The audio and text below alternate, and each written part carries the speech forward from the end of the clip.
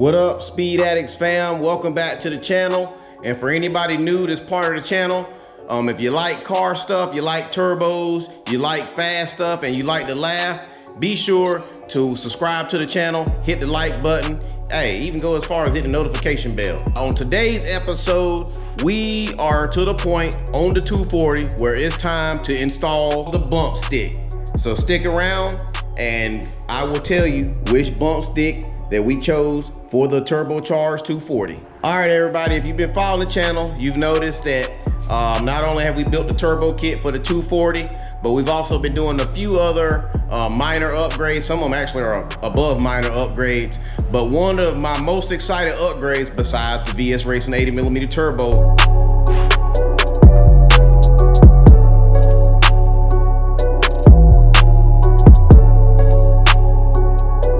is this. Wow, my Summit Racing camshaft. Summit Racing, if you don't know them, I mean, these guys have been around in the car market for the longest time. They haven't really been much of a use to me because I'm an import guy. Like I said, before the V8, I had an RB25. They ain't selling nothing for no Nissan Skyline motor. But now that I got a V8, I'm pretty excited because now I can feel like I'm part of the crew, meaning that I can order stuff for my car off of their website. So one of the items that I bought was a performance camshaft. Camshaft that I chose is the Summit Racing SUM, the 8716. So AKA the turbocharged stage 3 camshaft. Talking to the information team over there at Summit, told them what my setup was. They recommended this. There's a lot of numbers and a lot of information on here. I got a Garner, North Carolina education, so I'm not real good with numbers, but I do know that this 231 intake and a 234 exhaust is gonna be nice for top end RPM. And I also know that this 115 load separation, it might not have that chop like the 2J got, but it's still gonna get the job done. And also with the camshaft, let me show you what else I got. I also got me some comp cams, single valve springs. I know I should have went with duals, but hey, if Richard Homer said that they good, then I'm gonna use them out. Plus, these were a little bit cheaper than the dual valve springs. Hey, if they break or something like that, y'all will find out first. But I'm gonna give these jokers a shot because they've been around for a minute. And if you're curious of the part number, that's the part number there. And the major part of the valve springs that I'm mostly concerned about, I know seat pressure and all that stuff probably has a lot to do with a lot of stuff. But the way I break it down is I want to know the lift on my camshaft, which is a 575/600 lift. And if you go and look up this part number and check out the stats on these valve springs here, max lift is 0.625. So we're in good terms. So let's go ahead and start tearing everything apart. You're gonna need this whip line that you normally use from a compression tester. You're gonna need some kind of regulator that has a section where you can hook up this end to the regulator, hook that end up to your air hose, and then it'd be nice to have some kind of gauge so you'll know exactly how much pressure you're putting in there. You're gonna need a 24 for the crank bolt, a 10, a 8, something to take the spark plugs out, and then you're gonna need something to pull the camshaft out, which is a super long 3/8 extension. And as long as you got all that, I mean, you ready to get the job done. I'm sure I'm probably missing at least 1 or 2 more items, but watch the video and you'll know how to do this. So if you haven't done anything like this before, it's pretty self-explanatory. You gotta take everything off the front, including the harmonic balancer, get all your accessories off, get your water pump off. I've already taken my valve covers off on both sides. I've removed the exhaust manifold, and I've also removed all 8 spark plugs. So now we're ready to tear into the motor.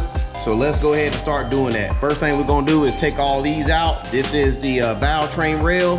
We're gonna take this off on both sides, and then we'll go on as far as pressurizing the cylinders and using our nifty little tool that I got off of eBay, my favorite store, and they got them on Amazon. But let's go ahead and start taking these rocker arms off.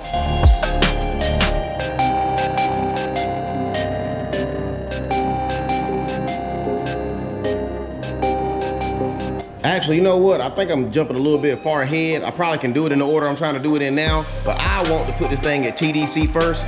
So let's go ahead and get that front cover off. That front cover is gonna be off in this amount of time. Voila. I've always seen jokers do that on YouTube, so I kind of always wanted to do it. But now that we got that on there, we need to line this mark up with the mark that I got to look up real quick because I don't know where that mark is.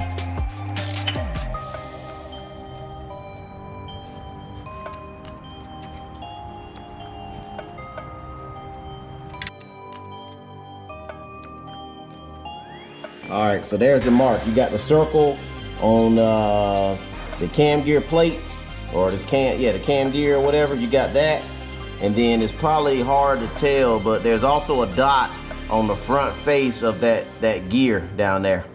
So that's TDC.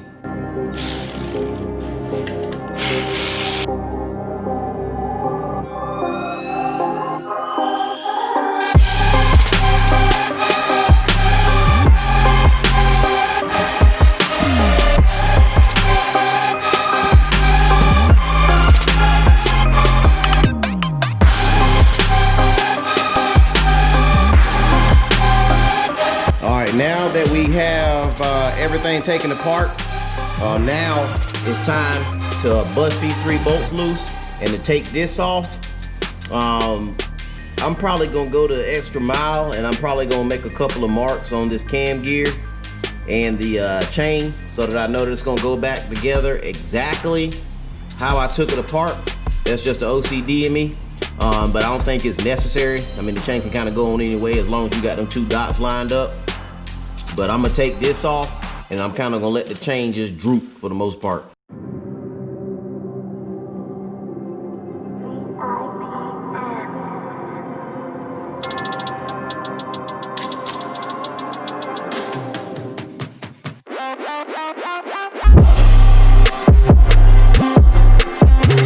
So now what they say is turn this mug around like this. And what that's supposed to do, matter of fact, they say put water pump bolts in there. Actually, you can use water pump bolts to take it out. But they say turn this thing around like this a couple times. And what that does is that sucks the lifters up into the lifter trays. Because I guess if you take this mug out and the lifter drops, it's over. Well, it ain't over, but you got to take the head off. And if you don't feel like taking the head off, then yeah, it's kind of over. But now we got to take these 4 bolts off, and then we can remove this retainer plate. All right, Speed Addicts fam, I got the front retainer cover off. So now we're ready to remove the camshaft. But the only concern I have is, look at this. This right here is where my hood latch bolts up.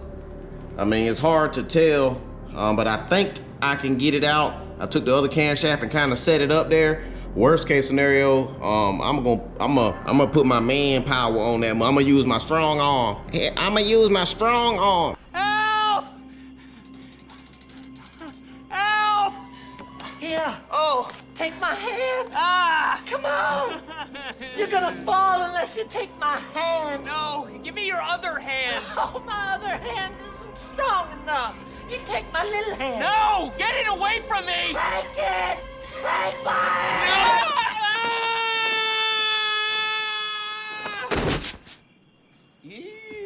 Man, I'm gonna bend this mug up. If I had to, I'd cut this puppy off and regrind it and weld it back together. But let's see how smooth and swift we can get that camshaft out. And also, the known trick in the LS community is water pump bolts, because they're the same thread pitch, but they're way longer. And then this is what this is for too. That comes in handy. I don't know how long this is, but I mean, it's about 2 feet. What you do is you can slide that down in the middle like that. Bottom that joker out. Oh, hold on. And then that's the wrong sound effect. And then yeah, we're gonna pull this mug out. So wish me luck. Give it a couple more spins. Make sure them lifter buckets is where they belong.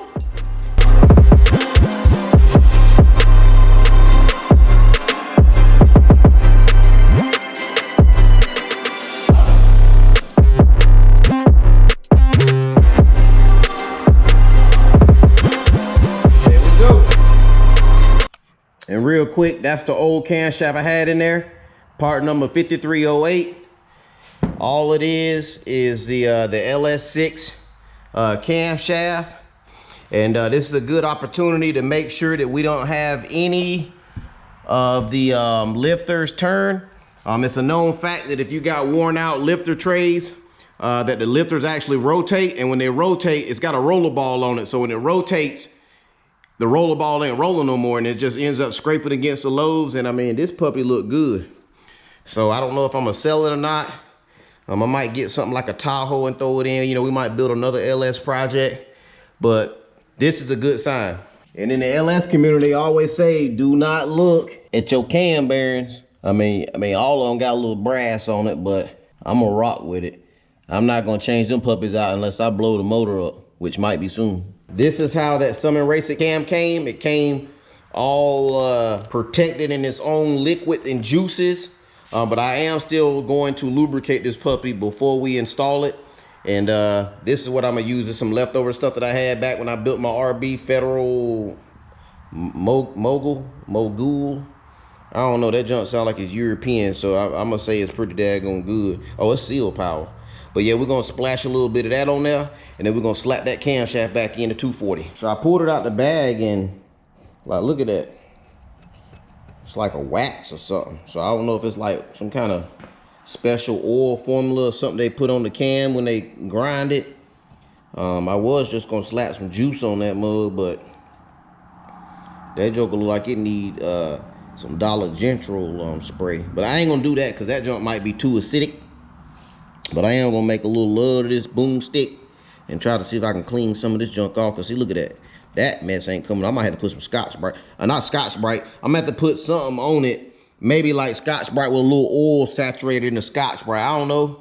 I probably ain't gonna do Scotch-Brite, but I'm gonna do something. And we're gonna get this joker back to its back to a presentable state. All right, Speed Addicts fam. I got the camshaft super duper extra polished up.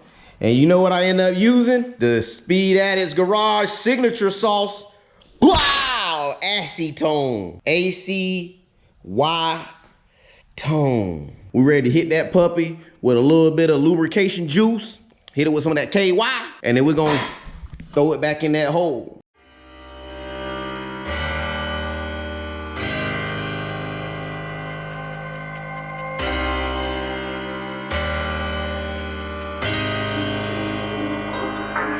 And real quick too, let's talk about this retainer plate.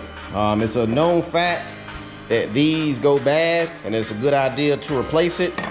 That seal right there, you can't tell, but if you run your finger across it, it ain't got much of a bump on it. And that oil is gonna come in through one side, it's gonna go across, and then it goes out the other side. Basically, it goes from one side of the block to the other.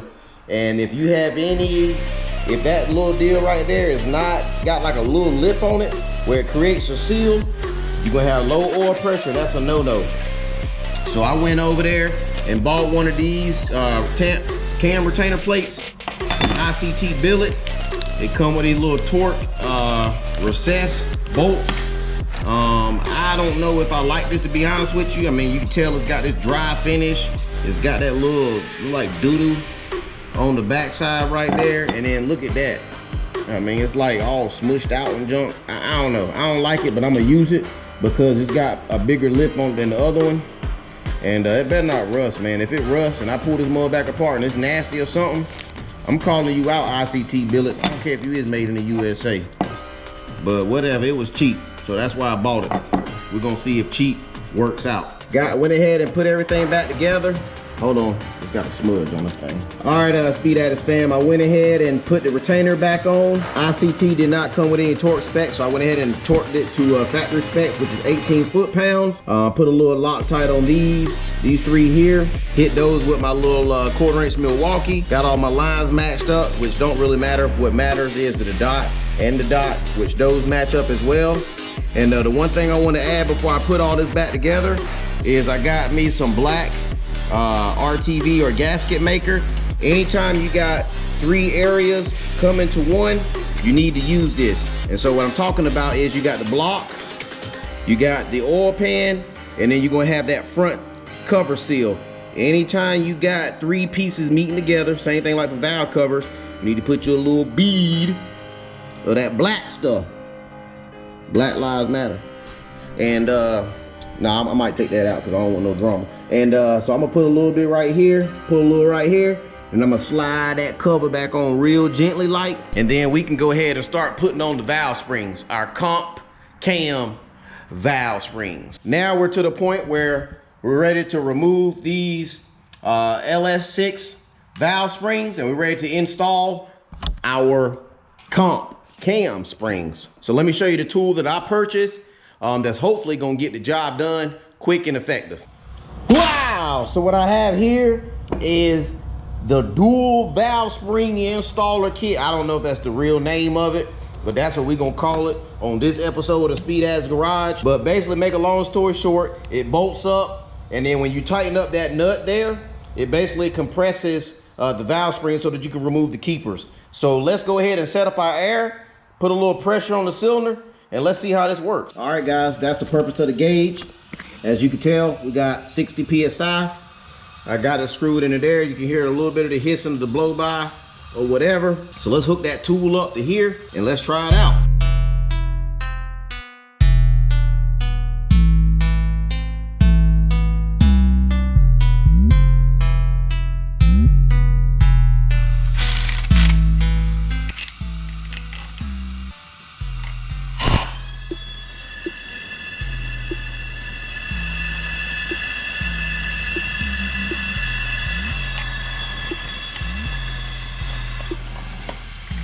All right, I guess that wasn't enough pressure. So let's go up to 70. See if that works.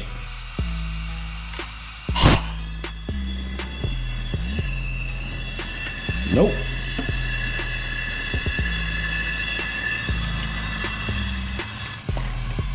All right, let's try 80.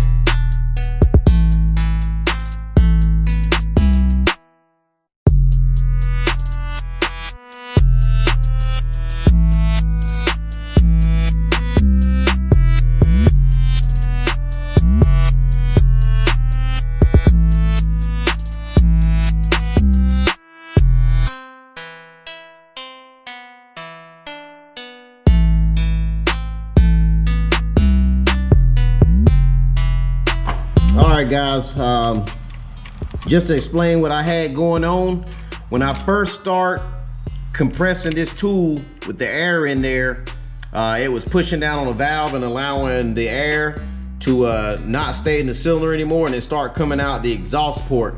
So what I end up doing is taking the air off of it, which I mean basically turning this counterclockwise, no air on the cylinder.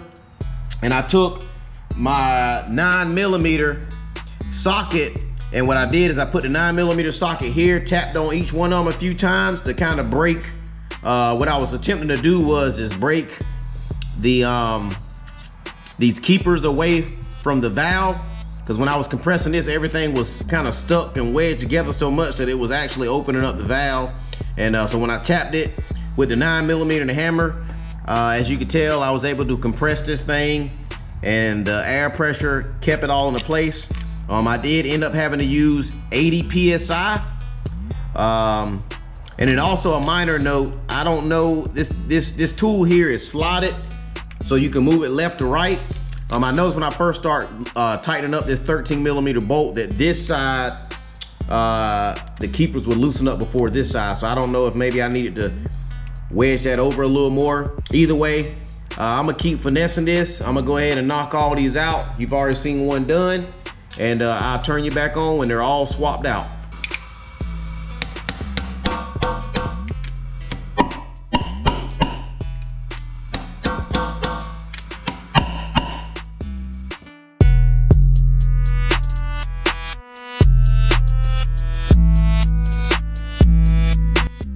Wow, look at the finished product. That little pretty blue is gone, and we back to that natural machine look. But let me show you some stuff. After I did this, I got to talk about a few things. All right, first of all, this little tool that I bought for like $18.99, $21.99 free shipping. Hey, this thing worked. This thing worked, man. This little bitty little cheap thing was better than that a Moose Emerge collector that I bought. But one thing I want to add is, as you can tell, there is a bunch of NICs on there. When I start tightening this thing down, loosening it, and doing it like as many times as I had to do it, I start seeing like a little sheen of metal right here, meaning that I guess a little bit of material was coming off and flaking off and kind of chilling on that area. When I looked at the threads was good, but I said, you know what? Let me put the worst thing but the best thing on it, meaning, you know, NICs. I mean, it's good because it works good, but it's the worst thing because look at my hands. That junk is everywhere. Once I put the NICs on there, man, I was able to get my little 1/4 inch Milwaukee impact, hit that mug down, the compressor springs, hit that mug to bring it back up, and it worked out real nice, actually. I didn't do it using that ratchet wrench no more. Now that we got that all done, I guess we done. No, we're not done. While I got everything apart, it's a good time to look at the push rods. Usually if the push rods need to be replaced, they'll be like oiled out. It'll be mushroom looking. There's oil that comes in through that little hole. But now we're ready to put the rocker arms back on. Valve covers are back on. We're done up underneath the valve covers. I actually got some other valve covers I need to put on because we are gonna be running a catch can. Matter of fact, here's one of them. I still need to weld a -10 bung on the passenger side one. I'm actually gonna probably weld it like right there. But I ran out of argon. Should be picking up some more argon tomorrow. So there will be some more welding. And plus I need argon to finish welding the intercooler piping. I got to modify the cold side. And then we also got to upgrade the intercooler. I don't know if I'm gonna put it on or not. I probably won't because I don't think I'm gonna need it. But I do want to go ahead and put on the harmonic balancer, and then I want to go ahead and also put on my water pump as well.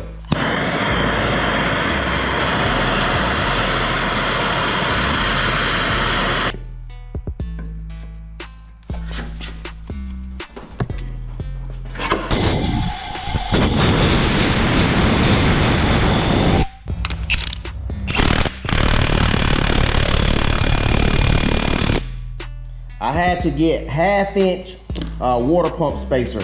So of course there's 2 spacers. It's gonna be 4 gaskets because it gotta be a gasket on both sides. And then of course it comes with the hardware.